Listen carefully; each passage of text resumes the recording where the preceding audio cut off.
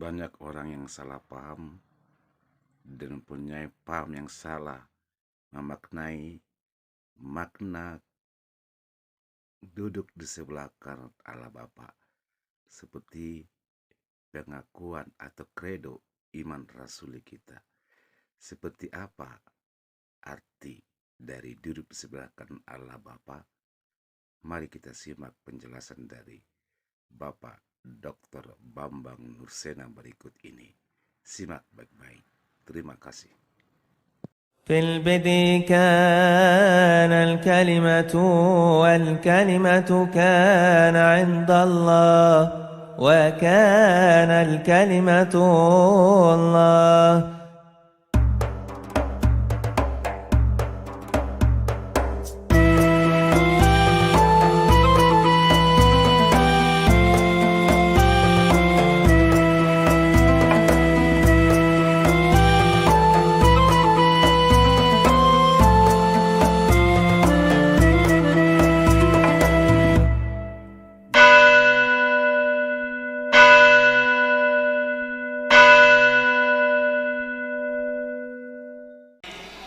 Yang pertama, kalau Allah itu satu, diumpamakan dalam diri Allah yang satu itu seperti ada pikiran Allah dan ada roh Allah. Berarti kan satu, tak terpisah.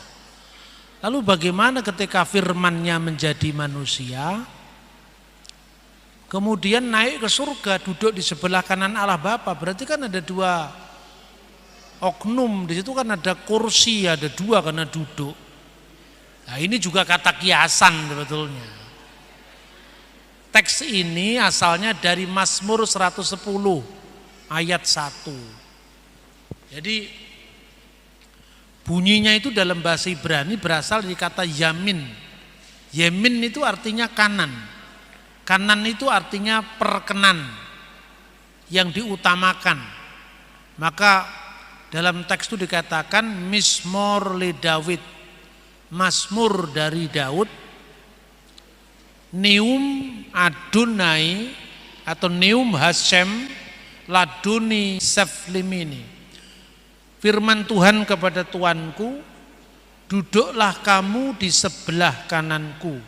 Seflimini at asid uyebeka hadom re ragleha. Sampai ku buat musuh-musuhmu takluk di bawah tumpuan kakimu. Kira-kira seperti itu ya. Nah, kenapa muncul ungkapan ini? Karena itu ungkapan yang berasal dari bait suci. Bait suci Yerusalem itu menghadap ke timur. Terdiri dari 3. Ruangan Maha Kudus, ruangan kudus, dan halaman. Nah, di sebelah kanan ruangan Maha Kudus pada bait Allah pertama dari zaman Raja Salomo itu Istana Daud. Jadi letak Istana Daud itu di sebelah kanan ruangan Maha Kudus. Maka ketika dikatakan firman Tuhan, maksudnya firman-Nya Allah, laduni kepada Adonai, kepada Tuhanku. Dalam tafsir-tafsir Yahudi dimaknai Tuanku di sini adalah gelar Sang Mesias. Makanya Adon Nenu Yeshua Hamasyah, Tuhan kami Yesus Kristus, itu bukan gelar yang diberikan oleh gereja Kristen. Itu harapan orang Yahudi tentang Mesias yang akan datang, yang gelarnya adalah Adonai. Duduklah kamu di sebelah kananku. Allah itu hadir di ruangan Maha Kudus. Makanya hanya imam besar yang boleh masuk ke ruangan itu. Kalau imam besar itu sudah tua, dipasang tali di badannya. Karena tidak boleh ada orang lain yang bisa masuk ke tempat itu kecuali imam besar. Kalau suatu saat dia memimpin sakramen atau memimpin misalnya penebusan dosa, tiba-tiba dia mati di situ, orang lain tidak berkesalahan masuk ke ruangan Maha Kudus, maka ditarik dengan tali tadi. Begitu sucinya ruangan Maha Kudus itu, karena ruangan Maha Kudus itu adalah simbol sekinah atau kehadiran ilahi. Lah di sebelah kanannya itu adalah istana Daud. Sang Mesias dalam pemahaman orang Yahudi memiliki 3 makna. Imam, nabi, raja. Sebagai nabi memenuhi nubuatan Nabi Musa. Nabi mikir beka meaheka kamoni yakim Adonai Eloheka alaf tismaun. Seorang nabi di tengah-tengahmu, di antara saudaramu akan dibangkitkan oleh Tuhan Allahmu, hendaklah dia yang kamu dengarkan. Musa nabi pembebas, maka nabi yang seperti Musa juga nabi pembebas. Musa membebaskan Israel dari penindasan tanah Mesir. Yesus sebagai nabi membebaskan umat manusia dari penindasan dosa-dosa. Lambangnya pembebasan itu Paskah.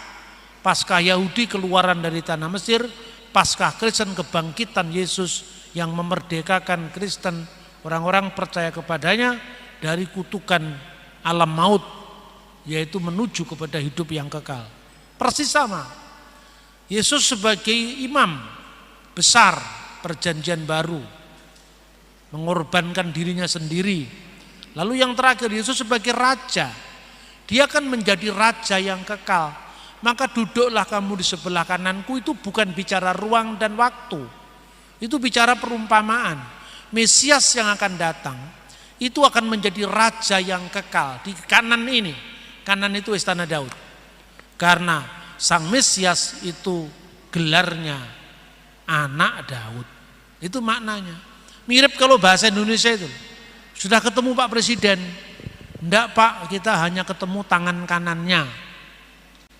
Apa tangan kanannya itu? Tangannya Pak Jokowi copot dari tubuhnya. Tangan kanannya itu orang kepercayaannya. Jadi itu kata kiasan, ya. Itu di buku-buku katekisasi ada semua itu. Jawaban saya ini, Anda baca bukunya Van Niptrik, BJ Bulan, Dogmatika masa kini, ada di situ yang saya jelaskan ini, dan banyak buku-buku teologi yang lain. Tapi memang ini makanya perlu dijelaskan pengakuan iman panjang itu perlu dijelaskan ya. Kemudian yang kedua, sabda Yesus tentang hari dan saatnya tidak seorang pun tahu. Malaikat di surga tidak tahu, anak tidak tahu, hanya Bapa yang tahu. Loh, kalau Yesus Tuhan kok tidak maha tahu? Ya kan? Teks itu dilatar belakangi ungkapan dalam perkawinan Yahudi. Jadi gini ya, ini singkatnya gini. Orang Yahudi itu pada zaman Yesus terutama, zaman sekarang pun masih ada. Tapi ini khususnya di zaman Yesus. Ada 2 tahap perkawinan. Yang pertama itu adalah pertunangan dan yang kedua perkawinan. Dalam tahap pertunangan itu yang terjadi pembayaran mahar. Bahasa Ibraninya muhar, bahasa Arabnya mahar. Dan penandatanganan ketubot. Ketubot itu adalah surat nikah. Jadi ketika sudah dibayar maharnya, tanda tangan, resmi sudah. Jadi pertunangan itu peresmiannya, belum pemberkatannya. Jadi resmi secara hukum, keluarga pengantin laki-laki ini pulang ke rumahnya, menyiapkan rumah. Ketika dia sudah punya rumah, menyiapkan bagi istrinya, balik menjemput istri. Maka dalam konteks pertunangan itu sudah mengikat secara hukum. Maka kalau Anda baca Alkitab bingung lagi kalau nggak ngerti konteks budayanya. Yusuf kan baru bertunangan dengan Maria. Ketika Maria hamil padahal dari Roh Kudus, dia mau menceraikannya secara diam-diam. Coba kalau Anda pahami dalam konteks Indonesia, bagaimana orang pertunangan kok perceraian? Tunangan kan belum resmi. Itu tunangan Indonesia, itu tunangan Eropa. Kalau tunangan Yahudi sudah resmi, hanya belum boleh bercampur. Setelah boleh bercampur tadi waktu perkawinan. Waktu perkawinan itu ya, pemberkatan yang disebut Sefa Brakot, 7 berkat perkawinan. Dan masukkan cincin sebagai simbol bahwa pengantin laki-laki milik pengantin perempuan. Ketika mahar sudah dibayar, keluarga pengantin laki-laki bersama sahabat pengantin. Sahabat pengantin itu namanya susbenim. Sahabat pengantin itu yang mencarikan jodoh biasanya. Pamit pulang. Karena semuanya sudah lunas, sudah saya bayar, semuanya sudah selesai, sudah lunas. Maka saya pamit ya. Kenapa harus tergesa-gesa? Minumlah seteguk dua teguk anggur dulu. Alangkah baiknya kalau cepat pulang saja, agar saya bisa siap-siap menyiapkan rumah bagi pengantin saya. Karena di rumah bapak saya masih banyak tempat yang harus saya siapkan. Pulang, ya sudah pulang. Setelah dia menyiapkan rumah, selama dia masih belum diberkati dalam perkawinan itu, si anak itu berada dalam ketaatan bapaknya sampai dia dilepaskan dalam 7 berkat perkawinan. Maka pengantin perempuan itu keluarganya bertanya, kapan kamu akan kembali? Saya tidak tahu. Sahabat pengantin yang mencarikan jodoh tadi, susbenim tadi juga tidak tahu. Hanya bapakku yang tahu. Karena apa? Selama anak ini masih di dalam pertunangan, dia belum bertindak atas nama dirinya sendiri, tapi dalam ketaatan pada otoritas bapaknya. Setelah dia pulang, menyambut pengantinnya. Pengantinnya disambut, sudah disiapkan rumah dilambangkan dengan kanopi. Si pengantin perempuan tadi ada di dalam kanopinya dan dia kerudungnya belum dibuka. Kenapa harus pakai kerudung? Itu memperingati peristiwa perjumpaan Ishak dengan Ribka. Ketika kemudian Ribka bertanya, siapakah orang yang datang kepadaku? Eliezer menjawab, dialah tuanku Yakub. Maka dia menutup wajahnya dengan telekung. Itu yang diperingati dengan pemakaian kerudung. Jadi kerudung itu bukan budaya Islam, itu aslinya budaya Yahudi. Kemudian ketika datang, perempuan itu diiringi oleh sahabat pengantin tadi. Dia masuk sendiri, membuka hijab dari calon pengantinnya tadi di kanopi tadi. Ketika dibuka, kan baru pertama kali dia tahu itu. Itu kan zamannya pertunangan. Dia berteriak kegirangan, puji Tuhan, pengantinku cantik sekali. Teriakannya itu didengar oleh sahabat pengantinnya tadi. Itulah yang dilambangkan ketika Yohanes 3:19 mengatakan, pengantin perempuan miliknya pengantin laki-laki, dan sahabat pengantin yang berdiri di dekat dia bersukacita mendengar suara pengantin laki-laki. Kini sukacitaku menjadi penuh. Karena Yohanes Pembaptis itu ibarat sahabat pengantin laki-laki yang menjodohkan dengan pengantin perempuan. Lihatlah anak domba Allah yang menghapus dosa dunia. Setelah itu penukaran cincin dibaca kitab Kidung Agung. Setelah penukaran masuk cincin tadi, kemudian mengelilingi pengantin perempuan tadi, mengelilingi pengantin laki-laki yang duduk di kursi itu. Dan mengelilinginya harus berlawanan dengan arah jarum jam. Karena si laki-laki itu simbol Kristus. Dan perempuan harus mengelilingi searah jarum jam karena dia harus di sebelah kanan dari itu. Duduklah di sebelah kananku tadi. Makanya mengelilinginya harus berarah dengan bertentangan dengan jarum jam agar si pengantin tadi berada di sebelah kirinya dari sebelah kanannya. Muter ini. 7 berkat perkawinan dibaca, terakhir berkat piala anggur. Lalu resmi suami istri. Perhatikan sekarang. Apa yang saya ceritakan dalam kisah ini kan mirip dengan peristiwa Yesus. Pertama kali Yesus membuat mujizat di Kana. Mujizat mengubah air menjadi anggur.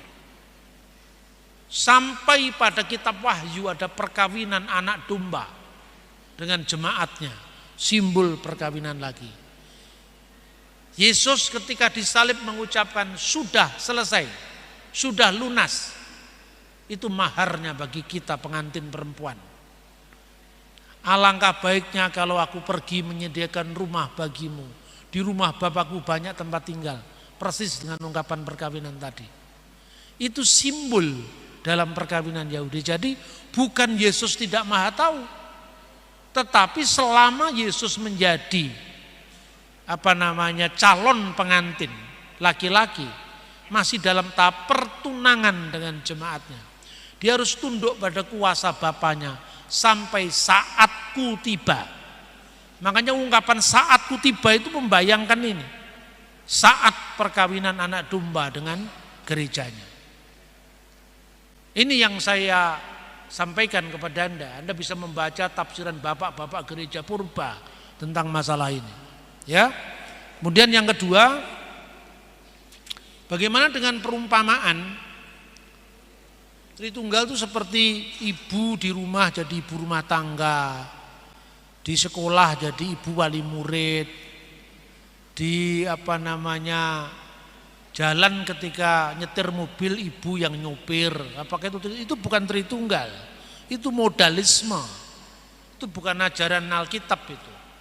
Jadi kalau Anda mengatakan saya di rumah ini jadi bapak, kalau saya di sekolah jadi wali murid, kalau saya di sini jadi penceramah, itu bukan Tritunggal, itu tak terhingga yang tunggal. Di rumah aja lebih daripada satu peran. Saya adalah bapak bagi anak saya. Bagi istri saya kan bukan bapak, saya suami. Kalau ibu saya tinggal di rumah saya anak. Tapi kalau ponakan saya tinggal di rumah, saya om. Ya kan? Tapi kalau nenek saya masih hidup tinggal di rumah saya cucu. Kan berarti tak terhingga yang tunggal. Ini bukan Tritunggal, ini modalisme. Ya. Nah, memang harus dikatakan tidak ada satupun bahasa atau perumpamaan yang secara tuntas menjelaskan Tritunggal.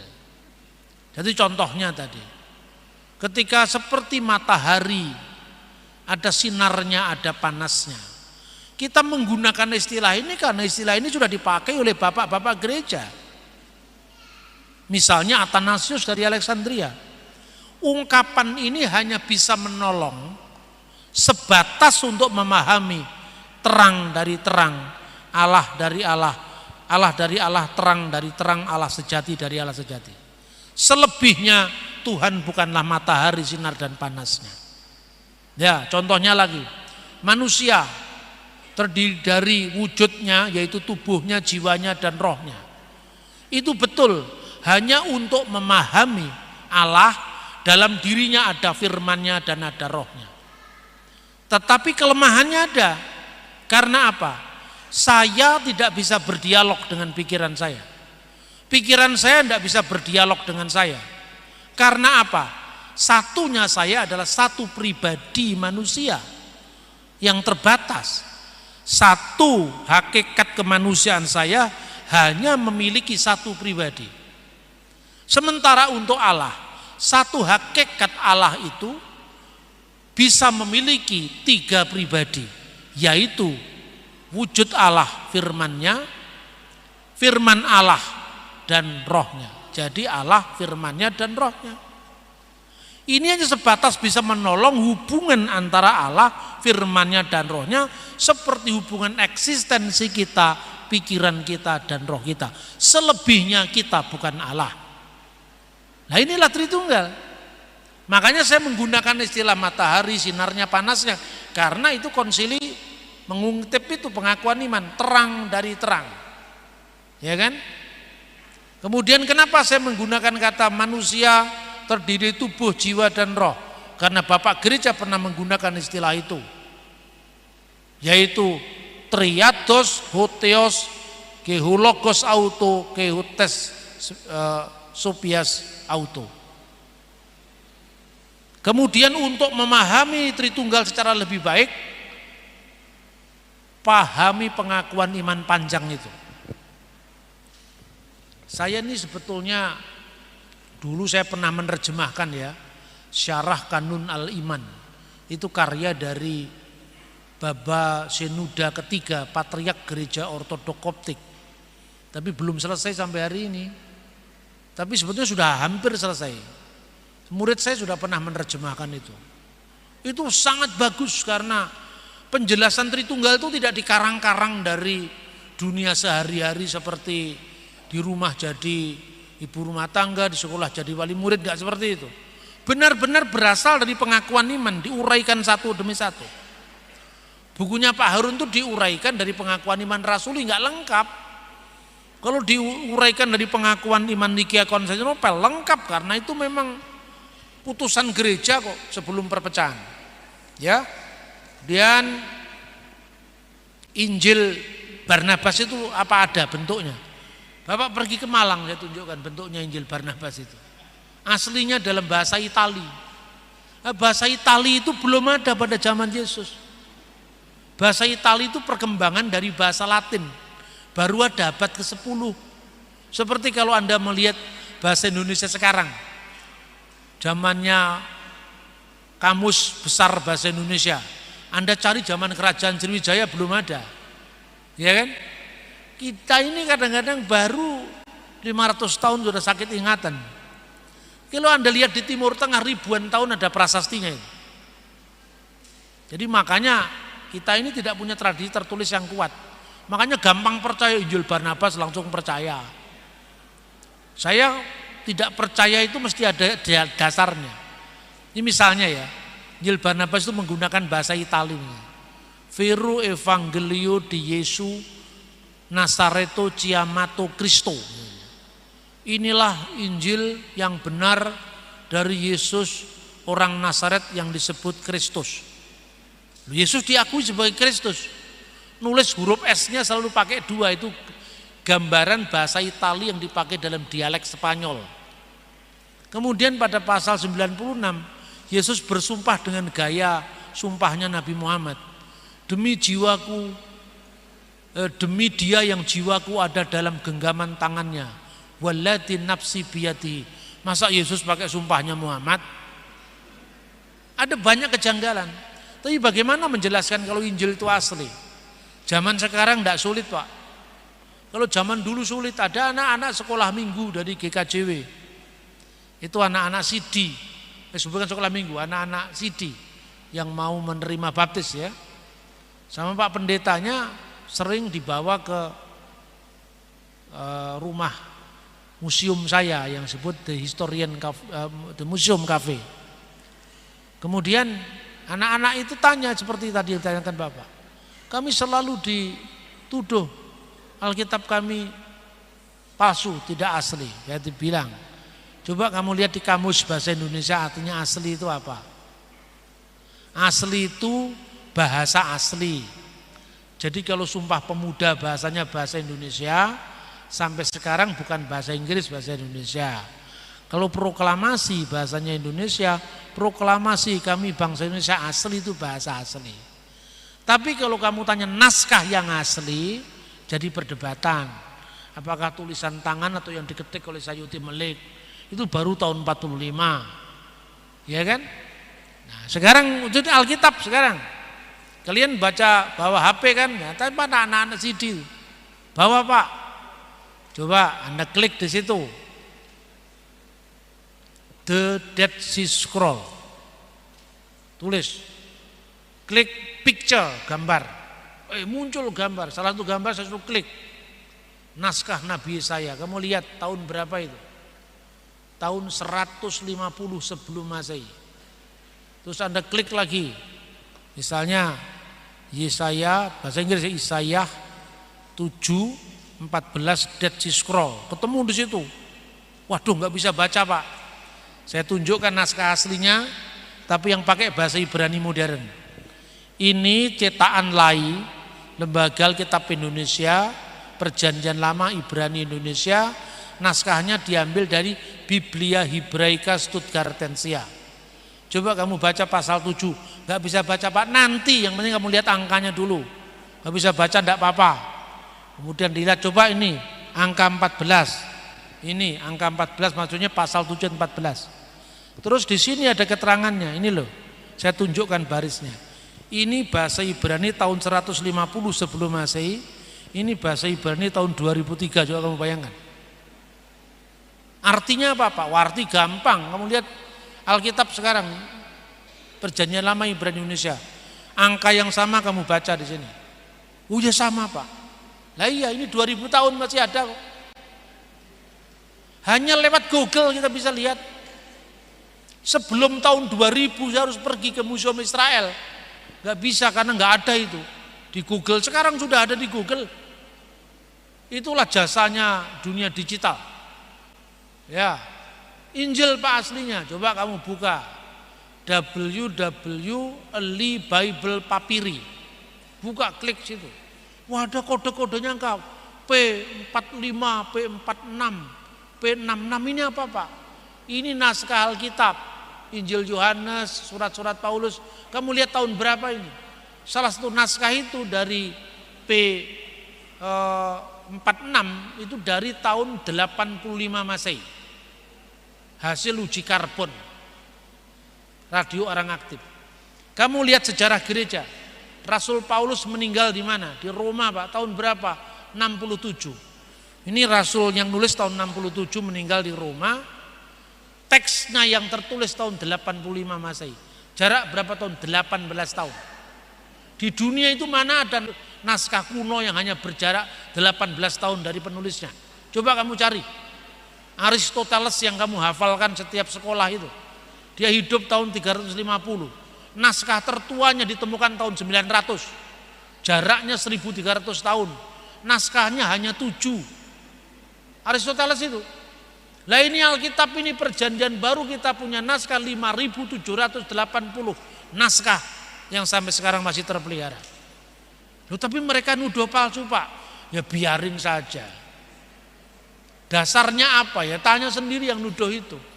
Kalau menurut saya tidak ada dasarnya, tapi tidak usah menyerang orang lain. Kita tunjukkan aja yang kami serang itu salah, ini loh buktinya. Ini yang membuat banyak orang heboh karena berbasis data. Orang bingung, jawabnya gimana ini? Saya kalau selalu ngomong kan ada datanya. Tidak pernah saya nggak pakai data. Ya.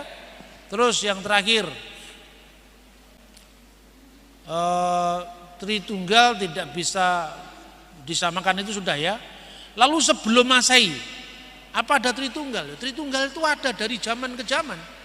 Sebelum segala abad Allah itu ya Bapa, Putra dan Roh Kudus. Tapi sebelum Masehi belum diungkapkan. Makanya disebut rahasia yang didiamkan selama berabad-abad. Diungkapkan setelah Sang Firman sendiri datang ke dunia. Maka Yesus mengatakan, sebelum Abraham jadi aku sudah ada sebagai firman Allah. Itu maksudnya. Lalu tentang banyak ayat yang tadi Bapak pertanyakan itu nanti dibahas di PA saja ya. Itu terlalu umum, itu banyak yang ini ya. Kemudian tentang mengabarkan Injil dunia orang mati itu sudah banyak bahasannya. Tapi saya anjurkan sebagian yang Anda pertanyakan itu sudah ada di YouTube saya ya, channel Bambang Nursena Channel. Tapi jangan lihat tayangan dari yang lain karena itu judulnya menyesatkan. Jadi tolong bantu sama saya subscribe langsung dari channel aslinya karena itu membantu saya untuk meluruskan nama saya dari pencemaran yang dilakukan YouTuber yang cari duit. Karena apa? Dikasih judul bombastis mungkin. Ya. Judul viral misalnya apa, padahal juga belum tentu viral itu. Tapi kalau itu tidak merugikan saya nggak masalah. Jadi orang dapat uang dari munggah YouTube saya silahkan, enggak apa-apa. Cuma kalau kemudian merugikan saya itu saya benar-benar tidak bisa terima. Karena itu akan mencoreng pendekatan saya yang saya bangun bertahun-tahun, dialog dengan saudara-saudara muslim, itu rusak. Kemudian saya disamakan dengan kelas debater yang baru muncul kemarin sore itu. Nyerang-nyerang orang, pribadi orang. Janganlah seperti itu. Bersaksi tanpa melukai. Ya, aman secara hukum, ramah secara budaya, tapi tidak terkurangi ketegasan kebenaran dalam iman. Tuhan memberkati kita, terima kasih.